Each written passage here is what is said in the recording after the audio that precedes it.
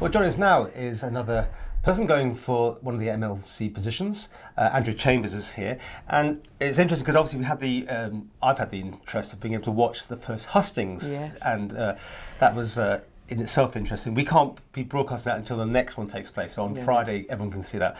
But I should ask you, I mean, how did you find that? Because there you go, you had what, eight of the 15, and you had the MHKs there and some MLCs, I think, and you know, you had like almost 3 hours of questions, but you only get so long because there's so many people. How do you find it?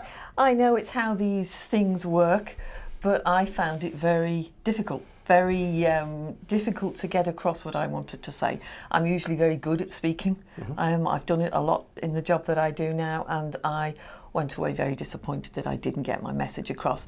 I think it was 8 people answering the same question, and I know that that's inevitable because there are a lot of people there, but for me it highlighted the need for a nominations committee. Right, yeah, that's interesting. Yeah. Because I mean that's going to be maybe for a lot of the MHKs that'll be their one and only contact with you. Or have you got round them all? And I've met an awful lot of them, and I'm very grateful have made the time to meet me.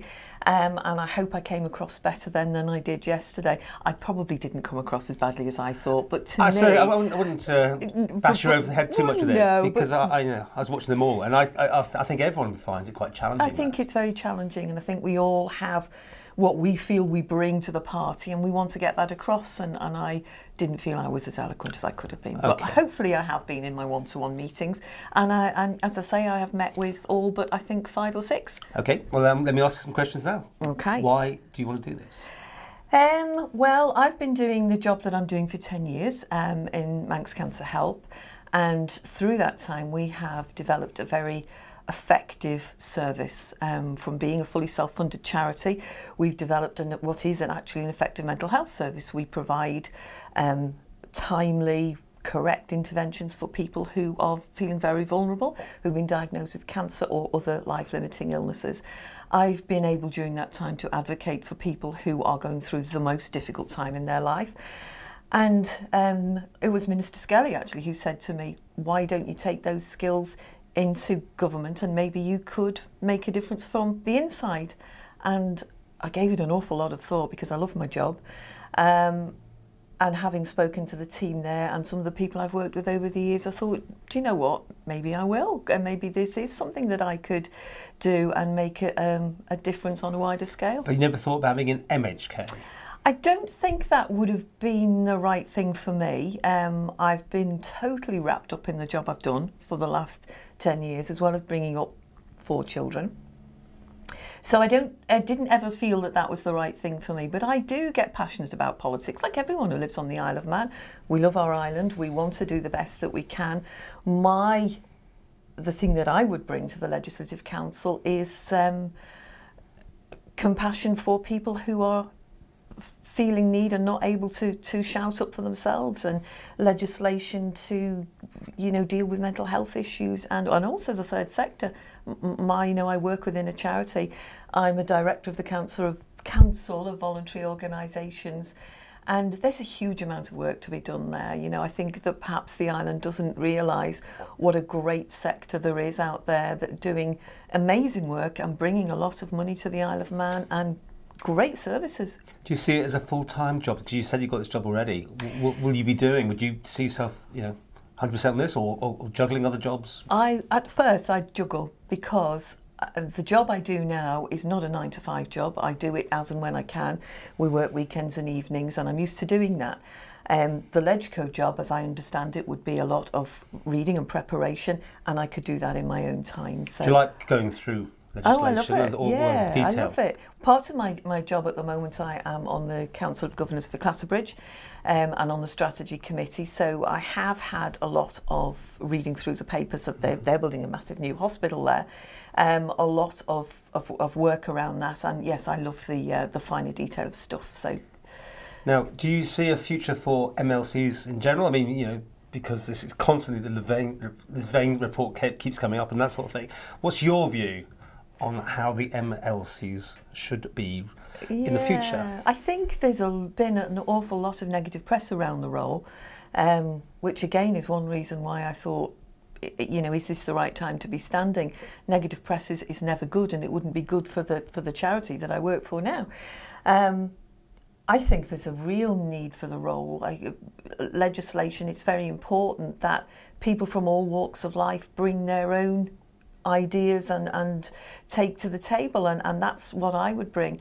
I think that the newly formed council, along with the members that will remain, who would bring experience to the table, I think the new people will have a lot to learn, and I think the role will evolve, and I think that would be one of the first jobs we would do, is sit down and say, what do we need to do to get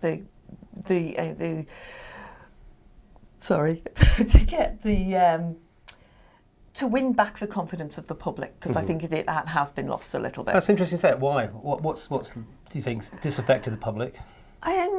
Do you know, I don't really know, but I know, well, from reading the news and Facebook over the last few weeks, I know that there's you know, that there is a thought that it's a retirement home for old MHKs. And you said that the other day, didn't you? No, it wasn't me. Oh, somebody else said that. I must admit, that will go down well. I was being very careful not to say that. but look, that is a perception. But that's a perception, right. Not that I'm saying that's a fact. MHKs have a lot to bring to the table. They've a lot of experience that I'm sure is invaluable in LegCo, but fresh ideas are not a bad thing either, and I think that's there's definitely a way forward there that I would like to be part of. And do you want to be looking at bringing your own bills in? Have you got any pet subjects you see yourself wanting to push?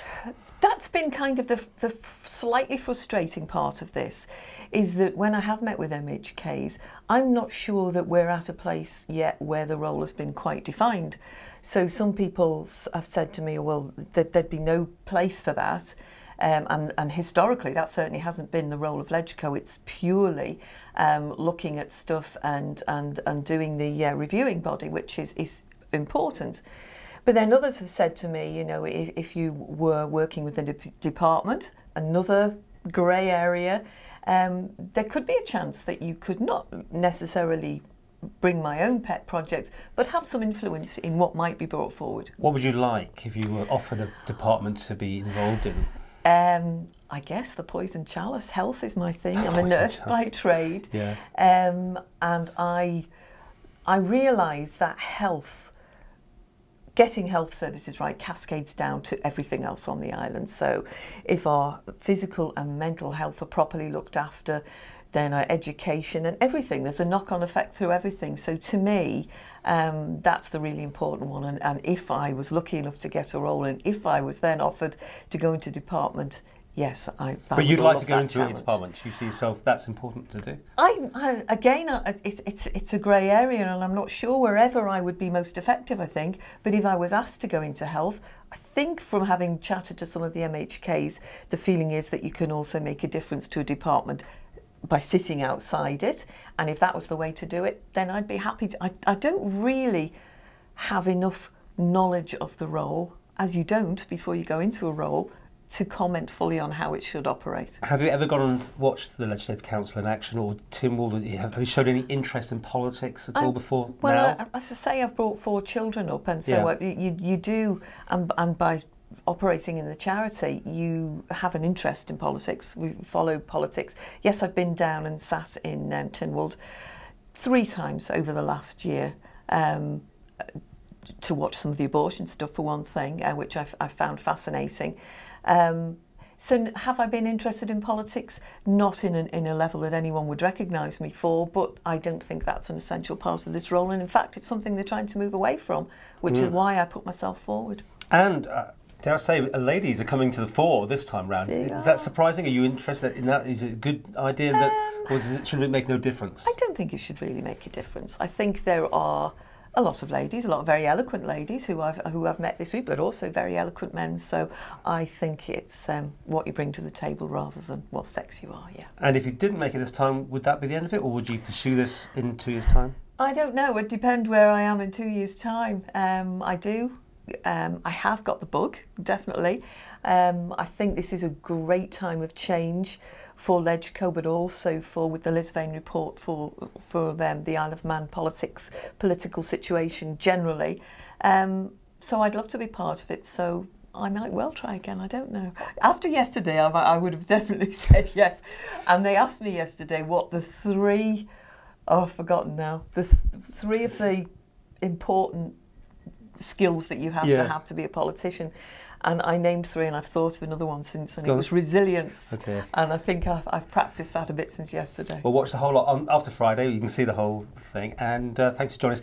And we'll see, won't we? It's now down to MHKs in March. A bit of a sort of a beauty contest to some degree, but at least we'll know who's voted for who this time, I suppose. Yes, and that'll be very interesting to watch. And I think it must have been very confusing for them, with 15 people coming forward, hounding them over the last few weeks to try and get the proposer and seconder and assenters. It must be a very difficult process for them, which why I think that the nominations committee could be a very strong development in the future.